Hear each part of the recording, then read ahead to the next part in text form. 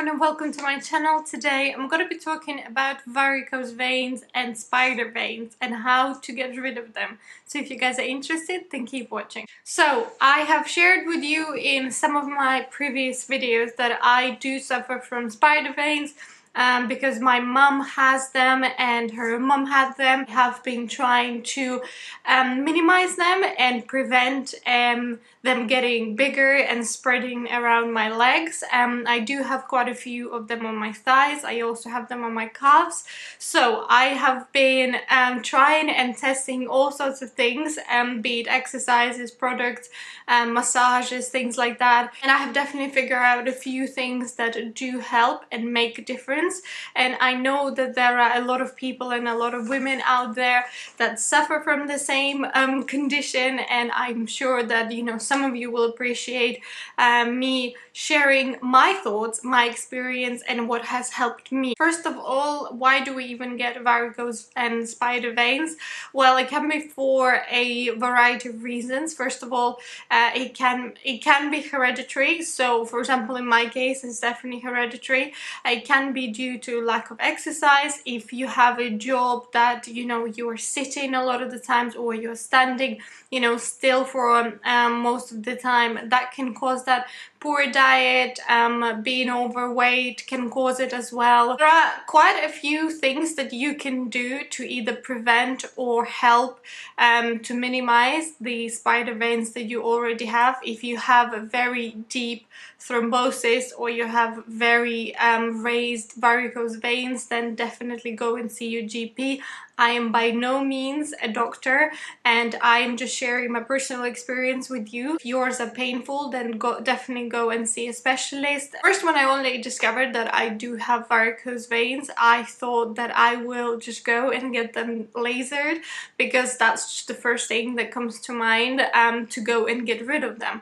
But the more I have researched, and actually I have raised this question here on YouTube, and quite a lot of you told me that don't go for laser, because what it does remove them, but very temporarily, and then they come back, you know, and they're like there are twice as much of them. So that is why I have found my own ways of dealing with them. So what can we do to actually help our varicose veins? First of all, we can exercise.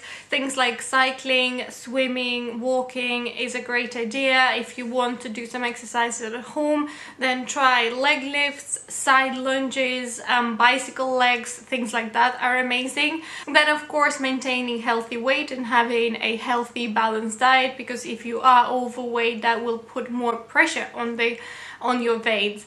And then another thing that I practice on a regular basis besides exercise is massage, and a great idea is to use some essential oils.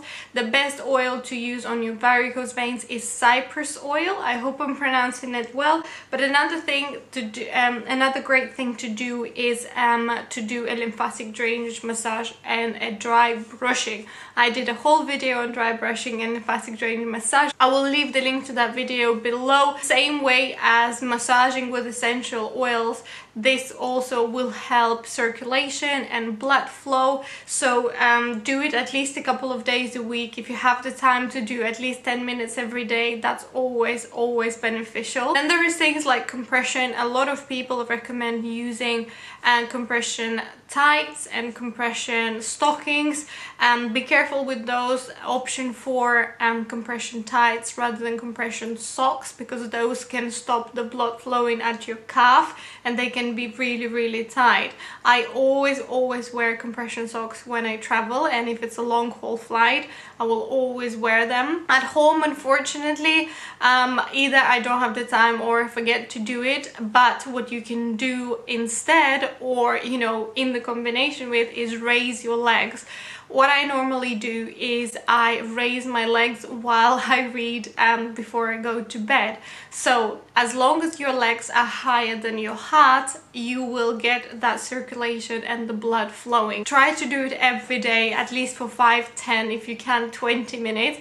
do it, you know, as soon as you woke up and, you know, you're just browsing your phone, or you're reading before bed, or you're just watching TV. Try and raise your legs. A great ingredient to use when you're fighting varicose veins and spider veins is horse chestnut. Be it in creams, it comes in gel forms, it comes in oil forms, all sorts of ways. That will help with water retention, it will help with circulation, it will help with blood flow, it will help with swelling. And I have found my favorite product so far is the Planetary Herbals Horse Chestnut Cream. So what I do, I usually apply this before I go to bed. So I apply this, I massage it in. You can use, like I said, an essential oil instead of this, and then I raise my legs for about 20 minutes while I read. I am running out of this one, so I better order another one. But this is a great product, and as long as you find something that has the horse chestnut in it, then, you know, that product will work. It also has witch hazel in it and some essential oil, so it will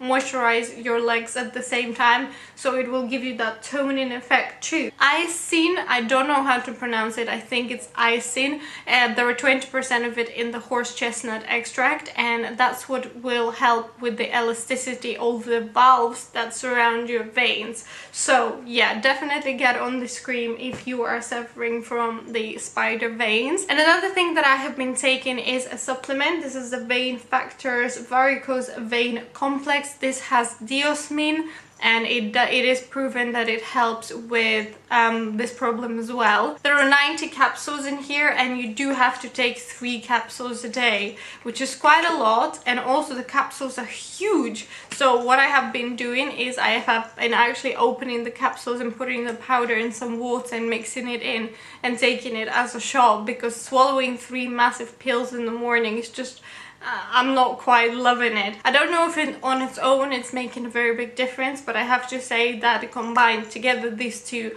have made a really big difference to my spider veins. I have seen a really big effect. If you don't want to buy products and you want to have some home remedies, there are so many things you can use. You can use apple cider vinegar. If you just want to like gently massage it, that will work really well. Cayenne pepper is a great ingredient. You can just have a little bit of that in the morning in some water, because it has a lot of vitamin C. It also has bioflavonoids, I believe that that's how you pronounce it. And you can also just use olive oil for a massage and witch hazel on your veins too. So these are the things that have definitely helped me. I hope that you know, you can take something away from this video, and some of the tips that I have given you will help you as well.